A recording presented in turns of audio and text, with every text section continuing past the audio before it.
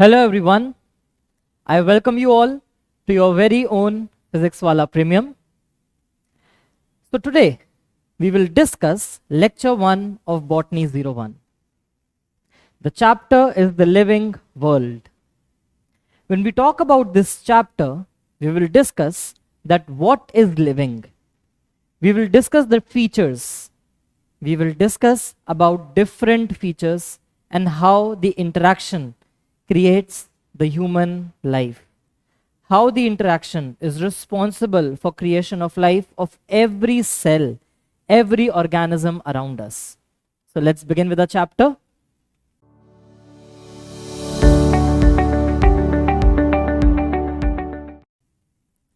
The first question that we have to ask is what is living? Living क्या है? तो हम बोलते हैं anything that has life. Anything that has life is known as living. Now the question comes that what is life? So to define life, we will backtrack it. हम reverse में जाएंगे. अगर आपसे कोई पूछता है कि कोई चीज लिविंग है, किसी के पास लाइफ है, तो क्या होगा? तो आप क्या बोलते हो? कि वहां पे ग्रोथ देखने को मिलेगी, वहां रिप्रोडक्शन देखने को मिलेगा, वहां पे ऑर्गेनिज्म ब्रीदिंग शो करेगा, डाइजेशन करेगा, एक्सक्रीशन करेगा, रिप्रोडक्शन करेगा. तो ये सारे फीचर्स ही बोलते हो आप. तो उसी से हम लाइफ की डेफिनेशन बना लेंगे. तो life is a unique, complex organization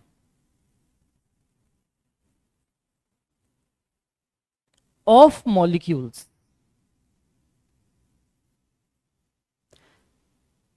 There are molecules which are interacting uniquely.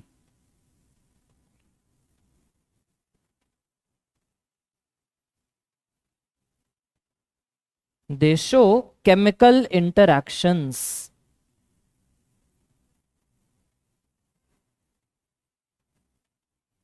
They show chemical interactions and it leads to growth,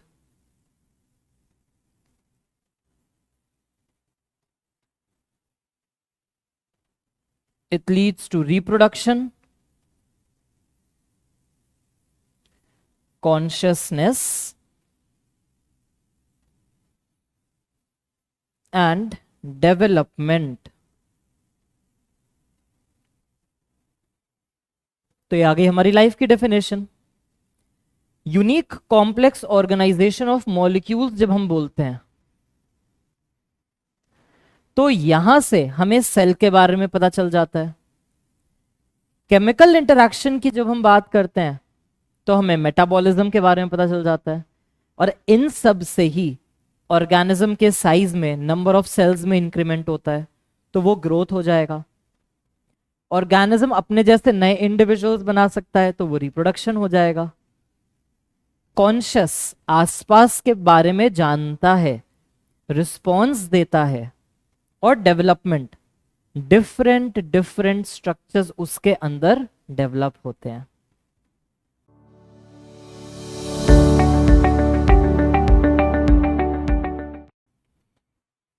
जब हम फीचर्स की बात करेंगे तो दो पार्ट में उसको डिवाइड करेंगे, defining features and characteristic features. Defining features की अगर हम बात करें तो these are those features which are found in all living organisms. They are found in all living organisms, not found in non-livings.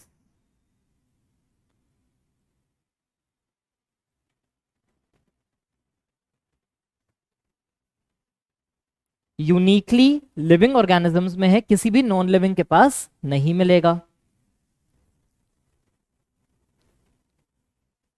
इस लिस्ट में हमारे पास आता है सेल ऑर्गेनाइजेशन। इसके अलावा मेटाबॉलिज्म,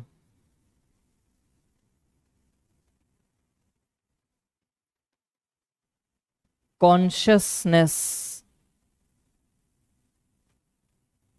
ये सारे फीचर्स हमारे डिफाइनिंग है, हर लिविंग ऑर्गेनिज्म के पास मिलेंगे। Other set is known as the characteristic feature.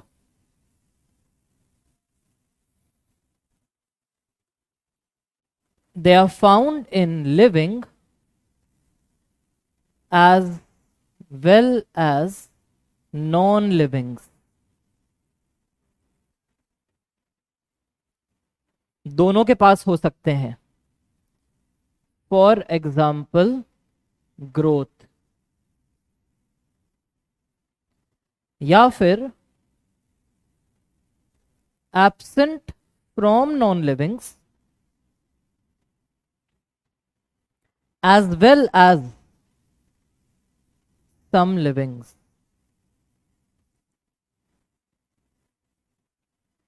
ऐसा फीचर जो लिविंग में नॉन लिविंग में दोनों में पाया जाए तो वो कैरेक्टरिस्टिक, या फिर कोई ऐसा फीचर जो लिविंग और नॉन लिविंग दोनों में से एब्सेंट हो जाए तो वो भी कहलाएगा हमारा कैरेक्टरिस्टिक। तो इसमें एग्जाम्पल आएगा हमारा रिप्रोडक्शन।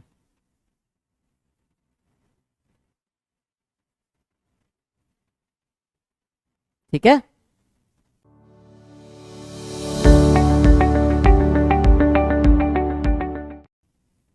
एक एक करके सारे फीचर्स देखेंगे अब हम। तो फर्स्ट फीचर हम देखेंगे cell organisation.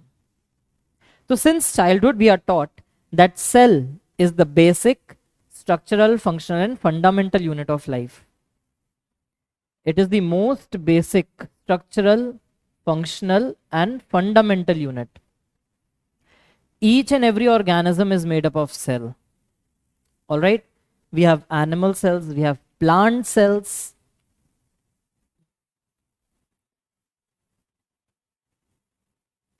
Cell organization is the bare minimum to be qualified as a living. It is the bare minimum to be qualified as a living.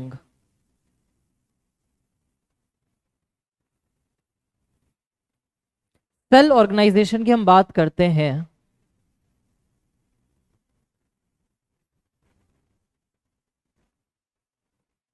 तो what are the very basic requirements? We must have plasma membrane, we must have cytoplasm, we need genetic material, we need ribosomes for protein synthesis. These are the very basic requirements for a cell. For example, mycoplasma. Yes. When we talk about mycoplasma, so they are the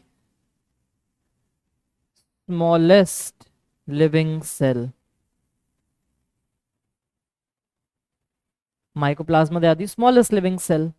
They have plasma membrane, cytoplasm, genetic material and ribosomes. So they are able to survive perfectly.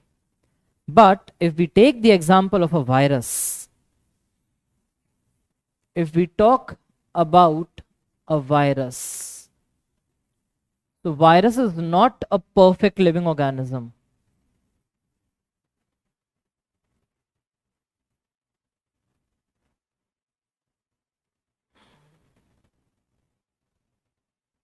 Why so?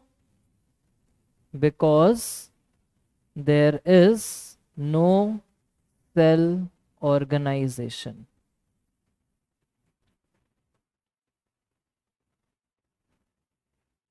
The cell organization leads to further development. We know that life, as we see, it begins from a cell. But there are certain organisms where, due to interaction, there are certain tissues, tissues interact, then we get organs. Organs interact, so we get organ systems. And finally, we get a complete organism. So thus, cell organization is a primary feature which is found in every living organism.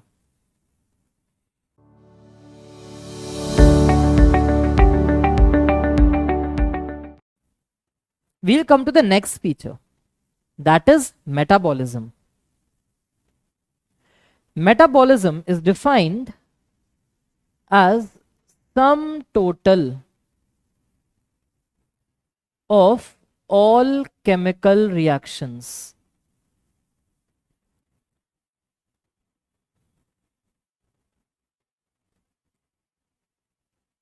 Cell के अंदर जितने chemical reaction हो रहे हैं सबको एक साथ हम बोलेंगे मेटाबॉलिज्म. अगर आप कभी भी सम करते हो तो सम में कोई चीज आनी चाहिए. तो we have two types of reactions, anabolism and catabolism. These are the two major type of reactions which occur inside a cell. Anabolism refers to synthesis and catabolism refers to breakdown.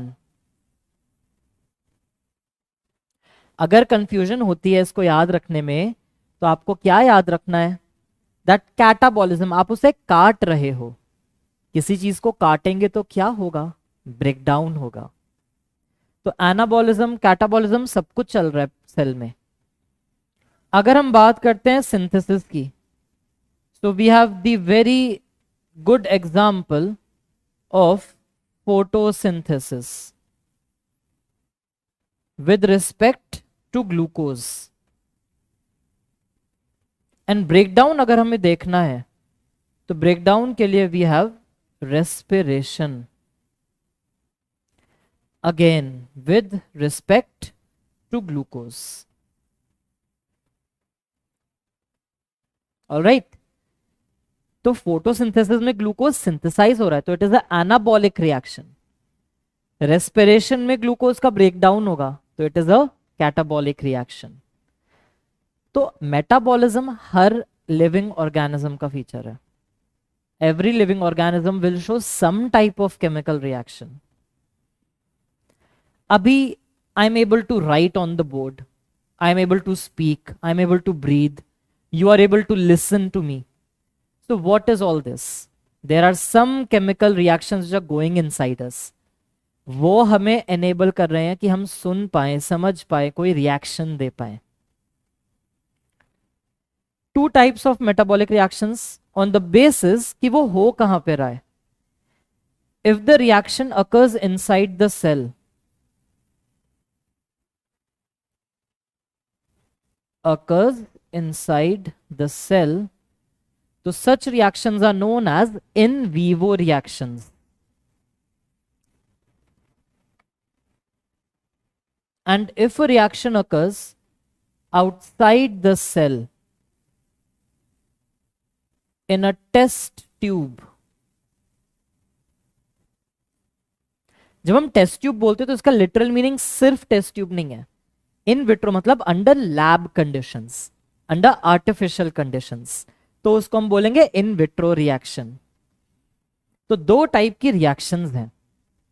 अब scientist ने ये पता लगाया कि जो भी आपकी in vivo reactions होती हैं they can be demonstrated outside the cell under in vitro condition.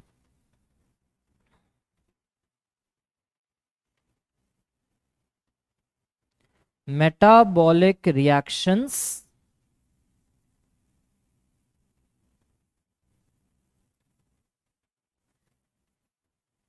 can be demonstrated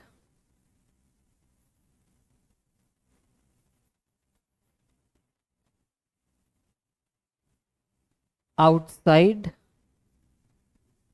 the living cell. What is the keyword here? The key word is demonstration. It is not occurring naturally.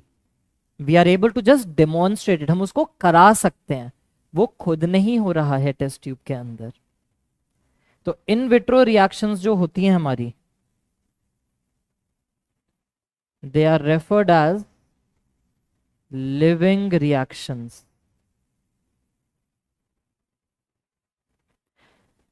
The in vitro reactions are referred as living reactions. They are neither living being nor non-living thing, but they are surely living reactions. These are also referred as isolated metabolic reactions. Why isolated? क्योंकि आपको कोई ना कोई enzyme isolate करके निकालना पड़ता है. हमें सेल के अंदर से एंजाइम निकालना पड़ेगा. इस एंजाइम को हम टेस्ट ट्यूब में डालते हैं. हमें इसको बिल्कुल परफेक्ट के लिए हम टर्म लगाते हैं ऑप्टिमम. तो हमें इसे ऑप्टिमम पीएच और ऑप्टिमम टेम्परेचर में रखना पड़ेगा. ऑप्टिमम पीएच ऑप्टिमम टेम्परेचर होगा तो एंजाइम ऑटोमेटिकली एक्टिवेट हो जाएगा और आप उसको जो भी कंपाउंड दोगे वो उसको मेटाबोलाइज कर पाएगा. तो these in vitro reactions are neither living nor non living, but they are surely living reactions.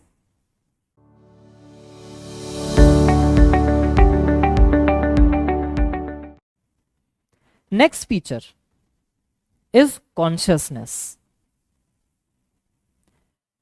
Consciousness की अगर हम बात करते हैं तो consciousness is awareness of surrounding. अपने आसपास के बारे में चीजों का ज्ञान होना is known as consciousness. Consciousness एक एबिलिटी है to perceive stimulus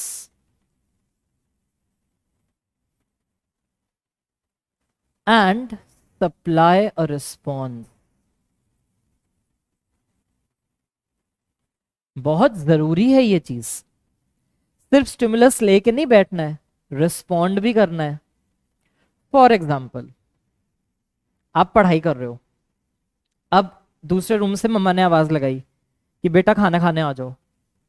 आपने सुना, आपने उस स्टिमुलस को रिसीव तो किया, लेकिन आपने पलट के जवाब नहीं दिया कि हाँ जी मम्मा आ रहा हूं या थोड़ी देर बाद खाऊंगा. कुछ नहीं बोला आपने. तो थोड़ी देर बाद क्या होगा, मम्मा आके देखेगी आपको भी हुआ क्या. तो सिमिलरली हर और लिविंग ऑर्गेनिज्म के साथ ऐसे ही है. अगर किसी भी लिविंग ऑर्गेनिज्म को, चाहे माइक्रोस्कोपिक हो चाहे मैक्रोस्कोपिक, अगर आपने उसको कुछ रिस्पॉन्स, कुछ भी स्टिमुलस दिया, तो आप एक्सपेक्ट करोगे कि वो रिस्पॉन्ड करेगा. अगर रिस्पॉन्स ही नहीं आ रहा तो फिर लिविंग की प्रॉपर्टी कैसे पता चलेगी. मम्मी गुस्से में आई, अब तुम्हें पता है मम्मी एकदम गरम गरम चिमटा लेके आ रही है, तो तुम ऐसे थोड़ी बस उसके लिए बैठे रहोगे, फटाफट रिस्पॉन्ड करोगे ना, उठ के भागोगे ना कहीं ना कहीं. तो आपके लिए बहुत जरूरी है that if you are getting a stimulus you have to give a response for every living organism. एक एक्सपेरिमेंट हम पढ़ते हैं बचपन से. एक डार्क रूम में एक प्लांट को रख दो, एक डायरेक्शन से लाइट दो, तो क्या होगा, प्लांट उसकी तरफ धीरे धीरे बेंड होना शुरू हो जाएगा. तो क्यों, रिस्पॉन्स दे रहा है. अगर एक बीकर में आपके पास फोटोसिंथेटिक एल्गी है, आप इसे एक डायरेक्शन से टॉर्च मारो, सारे एल्गी उस लाइट के पास आ जाएंगे. ये क्या है, रिस्पॉन्स है. So the awareness and the ability is your consciousness. Consciousness is the most obvious feature, but technically it is very complicated. बहुत ऑब्वियस फीचर है, सबके पास है, लेकिन टेक्निकली बहुत कॉम्प्लिकेटेड है। ह्यूमंस में हम रिलेट करते हैं, भाई ब्रेन है तो ब्रेन से कॉन्शियसनेस जनरेट हो रहा है। प्लांट के पास तो नहीं है ऐसा कुछ, लेकिन प्लांट भी कॉन्शियसनेस दिखाते हैं, माइक्रो ऑर्गेनिजम्स भी दिखाते हैं, फंगस भी दिखाता है। तो कॉन्शियसनेस ऑब्वियस है, लेकिन टेक्निकली कॉम्प्लिकेटेड, इसको समझना बड़ा मुश्किल है। अगर मैं आपसे पूछूं कि क्या प्लांट्स के पास भी 5 सेंसेस हैं या नहीं, तो आप कहोगे नहीं सर ऐसे थोड़ी होता है। बट अगर मैं कहूं होगा, तो आप अपनी ह्यूमन आईज से 400 से 700 नैनोमीटर्स की वेवलेंथ में देख पाते हो। प्लांट भी उसी वेवलेंथ को फोटोसिंथेसिस के लिए यूज कर रहा है। हम अपने टंग से टेस्ट को जज करते हैं, प्लांट अपने रूट्स के थ्रू आसपास का जो सॉल्ट का बैलेंस है वो उसको जज करता है। हम अपनी स्किन से टच महसूस करते हैं, कितने सारे प्लांट्स हमें पता है कि वो टच को सेंस कर सकते हैं। वीनस फ्लाईट्रैप है, टच मी नॉट प्लांट है, कोई क्लाइंबर है, तो ये सारे टच सेंस करते हैं। हम अपने कानों से सुन पाते हैं, तो प्लांट्स भी वाइब्रेशंस के लिए रिस्पॉन्ड देते हैं। अगर आप बहुत अच्छे म्यूजिक में, सूदिंग म्यूजिक में प्लांट्स को ग्रो कराओगे, their growth will be enhanced. और बहुत ही हार्श म्यूजिक में रखोगे, उनकी ग्रोथ डल हो जाएगी। तो ये भी तो एक फीचर है जो प्लांट शो कर रहे हैं। फिर आता है नोज से हमारी स्मेल।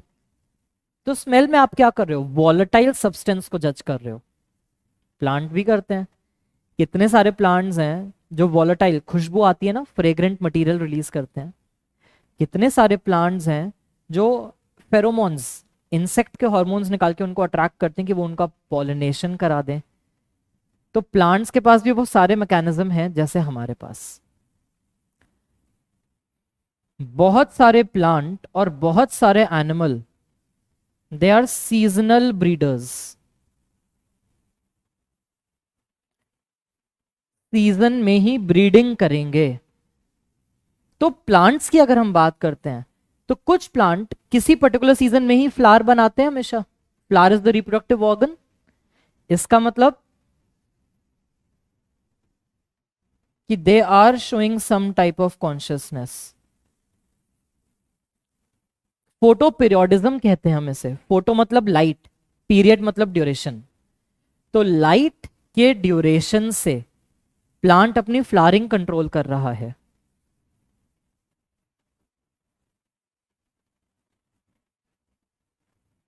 कितने सारे एनिमल्स को हम जानते हैं जो एक पर्टिकुलर सीजन में ही बच्चे पैदा करेंगे, they will breed only in a particular season. इसके अलावा एनिमल्स में माइग्रेशन पैटर्न्स, ये भी लाइट से अफेक्ट होता है।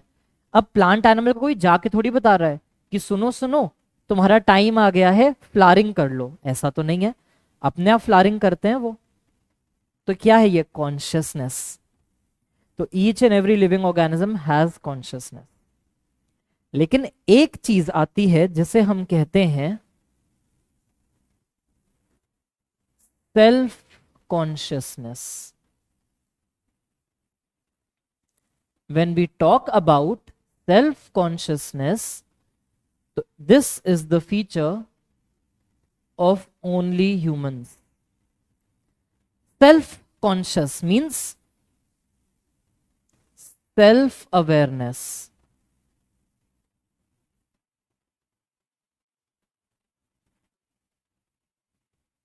अपने बारे में पता होना। एज ह्यूमंस हमें पता है हमारी बॉडी सिस्टम काम कैसे करती है, हमारे अंदर क्या क्या हॉर्मोन्स हैं, क्या क्या हमारे अंदर ऑर्गन्स लगे हुए हैं, कैसे अपने आप को हम ट्रीट कर सकते हैं। बाकी एनिमल्स को ये चीज नहीं पता। Only we know about this, not the other animals और for that matter any other organism. तो self awareness, to know about oneself, to relate to the changes around yourself, is self consciousness found only in humans, whereas consciousness is the feature of all living organisms around us.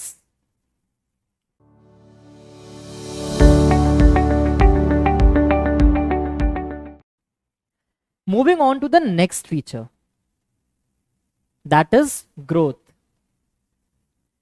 Growth की अगर हम बात करते हैं तो growth को दो तरीके से बताया जाता है. So we have twin characters to explain what is growth.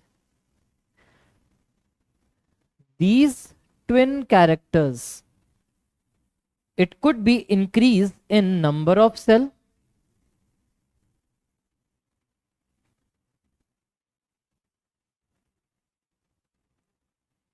or it could be the increase in mass.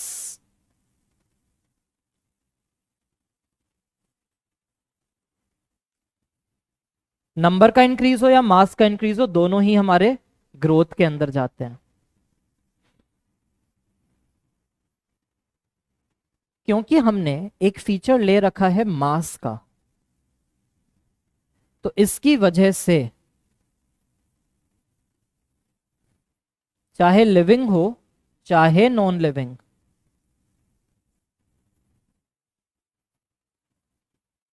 They show growth.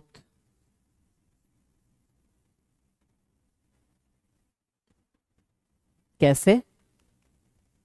External और इंटरनल ग्रोथ से.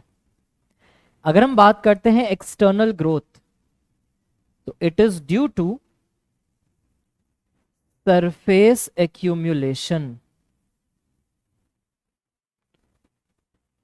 चीजें सरफेस पर इकट्ठा होती जाती हैं और साइज इंक्रीज होता जाएगा, मास इंक्रीज होता जाएगा. But this change is found to be reversible.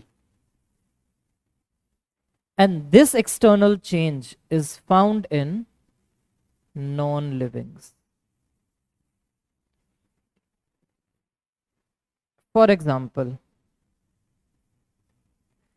अगर हवा इस डायरेक्शन में चल रही है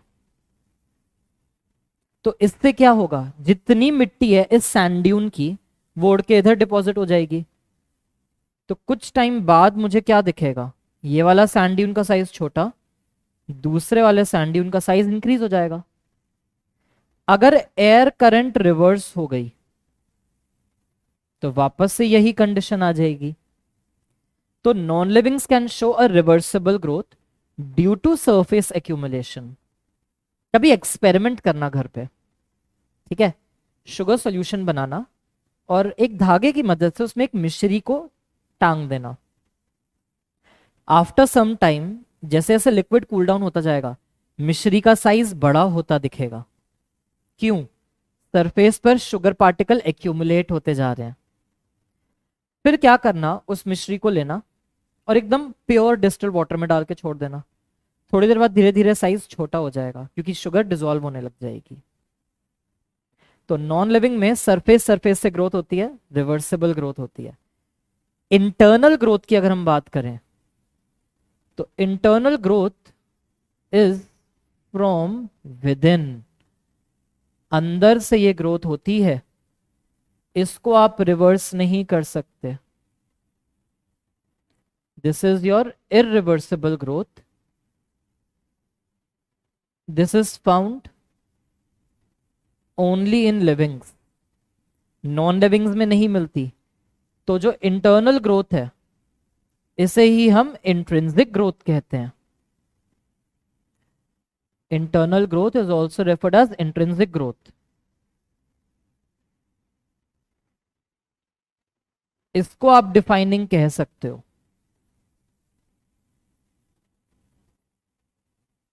इसको आप डिफाइनिंग फीचर की लिस्ट में रख सकते हो. क्यों रख सकते हैं? क्योंकि intrinsic growth is found only in livings without exception. For example, ये एक सेल है, इसने डिवीजन करी, डिवीजन करके ये दो सेल्स में चेंज हुआ. इस सेल में फर्दर डिवीजन होंगी तो ये और सेल्स में चेंज हो जाएगा.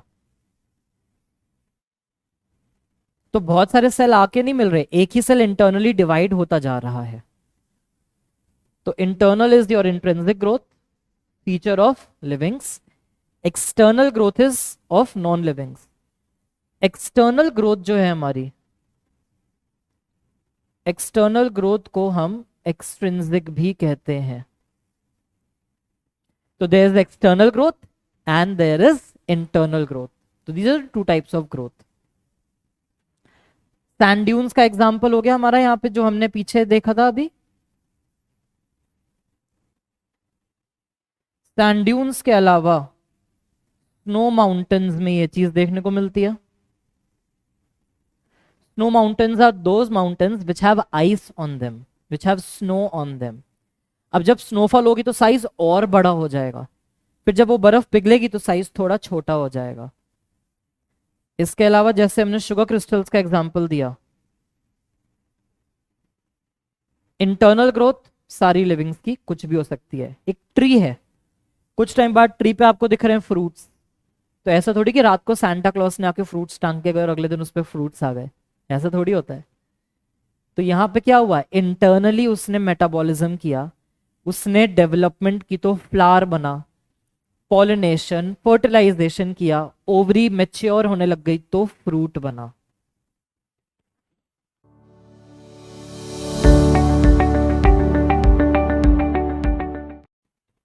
नेक्स्ट आता है रिप्रोडक्शन। रिप्रोडक्शन की अगर हम बात करते हैं तो it is the production of new individuals.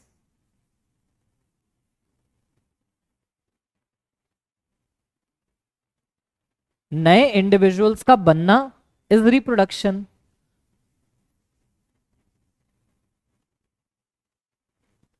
We know that this reproduction could be sexual or it could be asexual.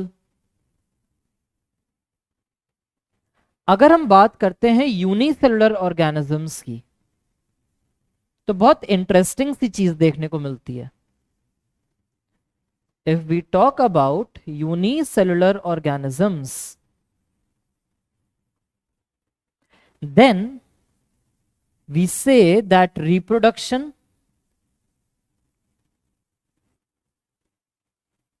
and growth are synonymous. They are said to be mutually inclusive event. मतलब एक unicellular organism है, इसने division करके आपको 2 sales बना के दिए। Now what will you say, there is increase in number of cell, it means that this process is growth, and we know that this was a parent and these two are daughter cells. एक cell ने अपने जैसे दूसरे cell बना के दिए, इसका मतलब this process is reproduction as well. तो यूनिसेलुलर ऑर्गेनिजम्स के केस में चाहे ग्रोथ बोलो चाहे रिप्रोडक्शन बोलो, वो सेम चीज के लिए आता है। तो growth and reproduction are synonymous, they are mutually inclusive. एक का होना मतलब दूसरा हो ही रहा है, म्यूचुअली इनक्लूसिव। लेकिन मल्टी सेलुलर में ऐसा नहीं बोलेंगे। In case of multicellular organisms,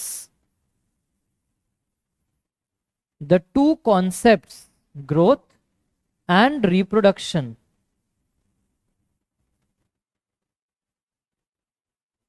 they are said to be mutually exclusive.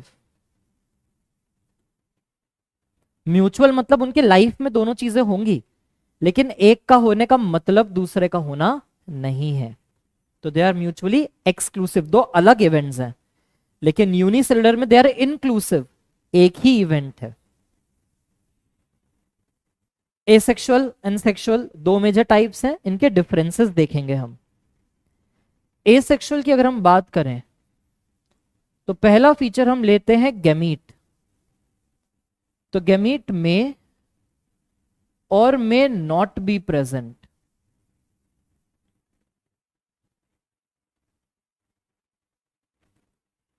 It may be present, it may not be present. Sexual में gamete is always present.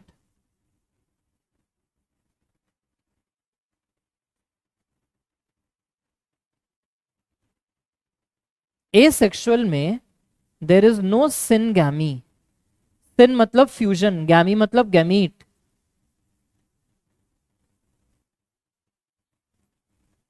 So there is no fusion of gamete. But sexual में fusion is always present. Asexual में there is no fusion, so there is no zygote.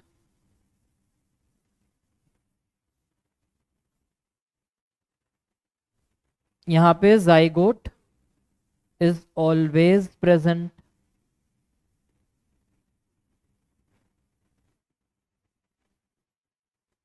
Asexual reproduction does not show meiosis. Asexual life cycle में meiosis division नहीं होती.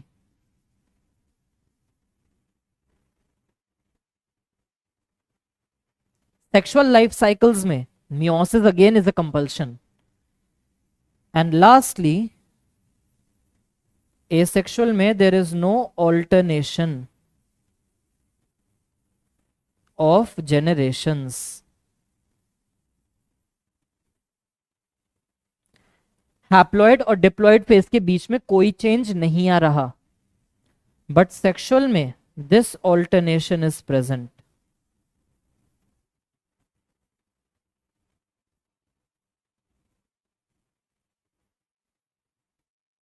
Alternation से मतलब है haploid phase से कभी ना कभी डिप्लॉइड फेज बनेगा और डिप्लॉइड से हैप्लॉइड. क्यों? हमने कहा इनमें गैमीट हमेशा बनते हैं. गैमीट कैसे स्ट्रक्चर्स होते हैं हमारे? Haploid structures. फ्यूजन हमेशा होगा, तो इसका मतलब हैप्लॉइड चीजें जब जुड़ेंगी तो उससे डिप्लॉइड सेल तो पक्का है कि बनेगा ही बनेगा. फिर हमने कहा मियोसिस कंपलसरी है, तो लाइफ साइकिल में कभी भी मियोसिस होगी तो डिप्लॉइड से हैप्लॉइड सेल बनेगा ही बनेगा. तो सेक्सुअल लाइफ साइकिल में alternation of generation is always present. Different types of asexual reproduction अगर हम देखें तो first is binary fission. Binary fission बहुत कॉमनली अमीबा में देखने को मिलता है, यूग्लिना में देख सकते हैं,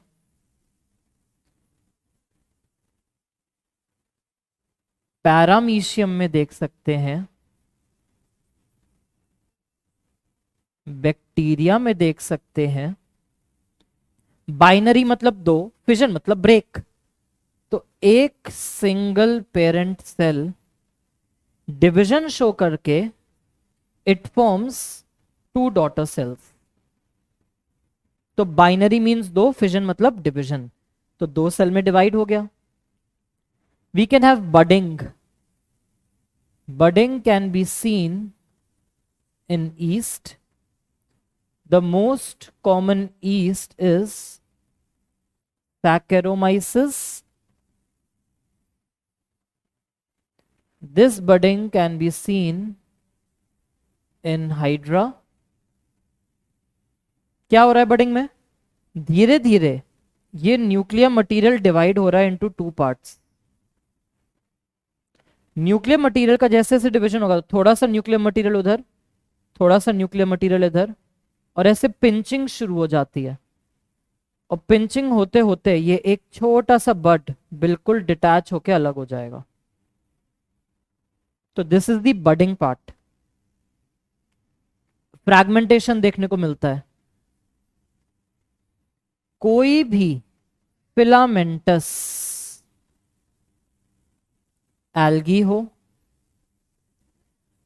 फिलामेंटस फंजाई हो, फिलामेंटस बैक्टीरिया हो, इन सब में मिलेगा. इसके अलावा we will study about protonema of mosses in the upcoming lectures. Mosses में, ब्रायोफाइट्स में एक स्टेज आती है जहां पे वो थ्रेड लाइक स्ट्रक्चर बनाते हैं, वो ये फ्रैगमेंटेशन दिखा सकता है।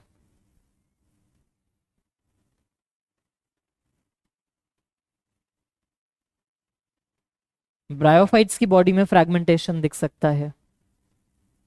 इसके अलावा there is an organism planaria. Planaria की अगर हम बात करते हैं तो planaria shows true regeneration. Spore बन सकते हैं, बैक्टीरिया में स्पोर्स बनते हैं, एल्गी में स्पोर्स बनते हैं। एल्गी के लिए हम पढ़ेंगे आगे, the most common spore is zoospore. Fungi में स्पोर्स बनते हैं, फंजाई के most common spores are conidia. बहुत सारी वैरायटी हम पढ़ेंगे आगे के चैप्टर्स में। ट्रू रीजनरेशन की जो हमने बात की थी प्लेनेरिया की, तो ट्रू रीजनरेशन इसीलिए बोलते हैं because any part, any of the part can form a complete new organism. तो this is true regeneration. हमें पता है कि if a lizard by any reason अगर उसकी tail कट हो जाती है तो it can regenerate a tail, but उस tail से पूरा पूरा new lizard तो नहीं आ जाएगी, तो वो true regeneration नहीं है, वहां पे खाली एक पार्ट का regeneration चल रहा है। वेजिटेटिव प्रोपोगेशन ऑफ वैराइटीज, हमें पता है कि जो अनियन है उसके अंदर एक स्ट्रक्चर हम पढ़ेंगे बल्ब, यहां पर एक्वेटिक प्लांट है ये, इसके लिए हम पढ़ेंगे आगे जाके ऑफसेट। तो ऐसे वैरायटी ऑफ वेजिटेटिव प्रोपोगेशंस हमें देखने को मिलते हैं। वेजिटेटिव प्रोपोगेशंस की हम पूरी की पूरी कैटेगरी पढ़ेंगे जहां पे नेचुरली ये चीज हो सकती है। तो यहां पे आपको ट्यूबर्स, राइजोम, कॉर्म, रनर्स, स्टोलोन्स और ऐसे बहुत सारे स्ट्रक्चर्स हमें देखने को मिलेंगे। अगर हम बात करते हैं इन सारे फीचर्स की, तो हमने देखा कि इन फीचर से क्या हो रहा था, इंटरेक्शन की एबिलिटी आ रही थी। तो कुछ स्पेशल पॉइंट्स डिस्कस करते हैं।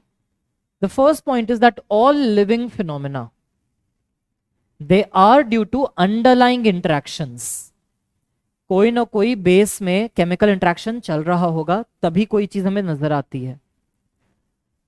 दे result in emergent properties at higher level. Cell के इंटरेक्शन से टिश्यू बना था, टिश्यू की इंटरेक्शन से ऑर्गन, फिर ऑर्गन सिस्टम, फिर ऑर्गेनिज्म। तो यही इसका मतलब है emergent properties, new properties higher level पर इमर्ज होके आती हैं। Living organisms are self replicating, अपने आप का डिवीजन खुद कराती हैं। सेल्फ इवॉल्विंग, अपने आप एवोल्यूशन हुआ। अब हम बात करते हैं आईफोन की। पहले के जमाने में आईफोन अलग थे, 2009 में कुछ अलग टाइप का आईफोन था, आज के ज़माने में कुछ अलग है। तो वो अपने आप इवॉल्व नहीं हुआ, वो तो ह्यूमंस ने कराया। लेकिन ऑर्गेनिजम्स को अगर हम देखें तो मिलियंस ऑफ ईयर्स पहले कितने अलग टाइप के ऑर्गेनिजम्स थे, अब कितने अलग टाइप के ऑर्गेनिजम्स हो चुके हैं। तो ये नेचुरल एवोल्यूशन है लिविंग्स के अंदर। They are self regulating. हम एक कॉन्सेप्ट पढ़ते हैं known as homeostasis. Homeo means same. Stasis comes from the term at rest, कि हर वक्त same condition. तो all living organisms they have a feature of a homeostasis at the cellular level. This homeostasis we are talking about is of cellular level. अपना maintenance कराते हैं सब। All living organisms they are linked to one another by the sharing of common genetic material. अगर मैं तुमसे बोलूं कि तुम्हारा जेनेटिक मटेरियल और एक आलू का जेनेटिक मटेरियल सिमिलर है कुछ कुछ चीजों में, तो तुम्हें लगेगा अरे ये क्या बोल रहे हैं कि हमें आलू से कंपेयर कर दिया। ऐसा है असली में। ऑल लिविंग ऑर्गेनिजम्स, अगर मैं बोलूं कि तुम्हारा जेनेटिक मटेरियल किसी एरोबिक बैक्टीरिया से भी कुछ परसेंट सिमिलर है, तो ये भी सही बात है। हमारे अंदर रेस्पिरेशन कराने के लिए, एरोबिक रेस्पिरेशन कराने के लिए जितनी जीन्स हैं, वही सेम जीन्स एरोबिक रेस्पिरेशन वाले बैक्टीरिया के पास भी है। प्रोटिस्टा, फंजाई, प्लांट, एनिमल्स सबके पास है। तो हाउ सो एवर लिटिल, चाहे डेसिमल्स में ही हो 0.001%, 0.0001%, लेकिन how so ever little genetic material की कॉमननेस अर्थ पे प्रेजेंट हर ऑर्गेनिज्म के पास थोड़ी थोड़ी होती है। Alright, so that is it for today. We will meet in the next lecture. Study well, study your NCERT thoroughly. Thank you.